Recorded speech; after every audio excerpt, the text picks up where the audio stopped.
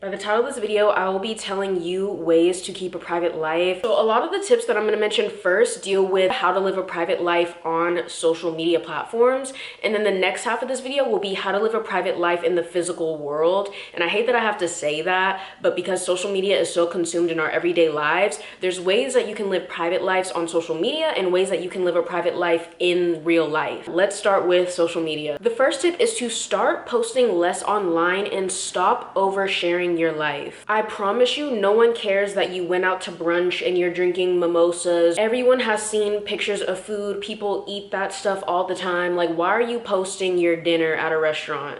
I promise you, no one cares. So just stop doing that. Like, avoid sharing personal details online, such as your address, your phone number. Even if you own a business, people can actually go look up your LLC information and see your address listed, because it is public information. Even when you go on walks, just recording your surroundings all the time, like, oh, I'm going on a walk. There's street signs, there's restaurants that people only know are specific to that area. And if you're posting often, people will stalk you and people will track you down just because of the things that you unconsciously post. Like, one side thing that I feel like a lot of people will get mad about, but honestly, I don't care. Posting is purely for validation. Like, I don't care what anyone says. If you post yourself looking good, you want to be validated for it. If you post yourself doing things on vacation, you want to be validated for it, because if you weren't, you would keep it in your camera roll for yourself. I understand sharing things with family, sisters and brothers, aunts, uncles, grandparents, whatever, but you can't text them.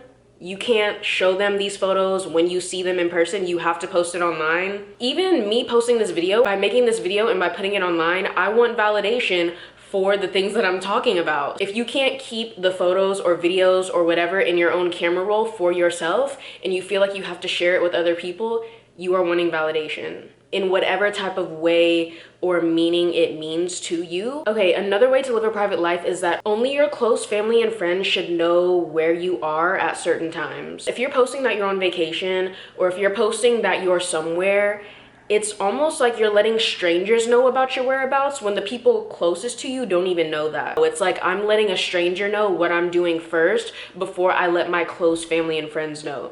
And number two, a lot of people on the internet are plotting on you and are hating on you and follow you just because they want to see you do bad. So if you're posting things on the internet, just know that it's never for, your close friends. Like, it's also for those people that don't like you. So just be mindful of that. So one tip that I have done, because I know that, is I put my account on private. I remove people who follow me that I know shouldn't be looking at certain types of things that are going on in my life.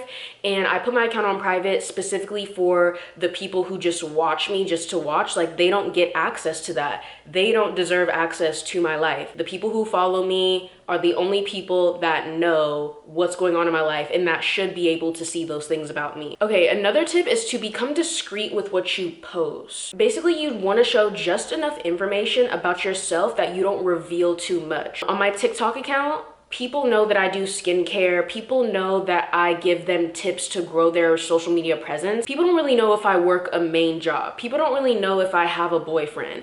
People don't really know if I have brothers or sisters. I keep it strictly to what the purpose or mission is of that platform, which is skincare tips and content creating growth tips. People can still be engaged with me and my content for that reason without having to know all these other things about myself. Basically, you want to be picky with what you choose to put out there so that people only have the choice to know you and follow you and engage with you for what they see, because that's all you're giving them. A good example of this is that people only post snippets of their life now, and then they will just go ghost. They only want people to see certain snippets of their life, which is really how most people should be operating. Like, no one should know that every morning you wake up at this time, you go to the gym at this time, you eat at this place at this time. That's actually scary to think that people are tuned into your life that much, that they care about everything you're doing. Like, you're not that important.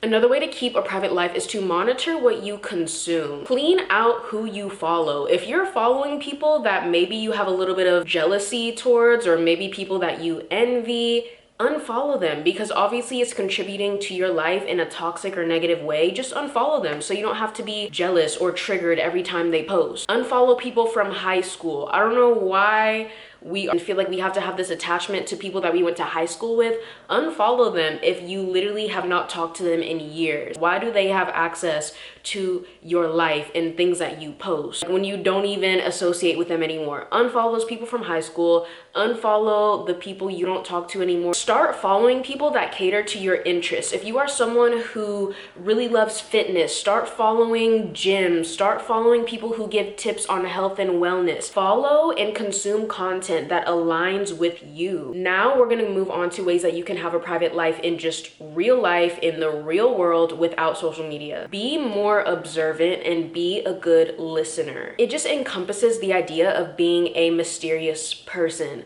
The mysterious person does not talk, they just observe, they listen. When you want to keep certain things about you private, you allow other people to speak on their lives, you ask questions about them, you're more intrigued about other people than you are about telling other people information about yourself. People love talking about themselves, people love talking about their jobs, hobbies, interests, so just ask a bunch of questions and never really put the focus on you. Just allow other people to just pour themselves out to you. It really will intrigue them and make them think like, wow, like, I realize I've been talking this whole time about myself and I really don't know anything about this person. They haven't told me anything about themselves. And that's what makes you interesting. You are just private, you keep things to yourself. Another tip to have a private life is just to be confident.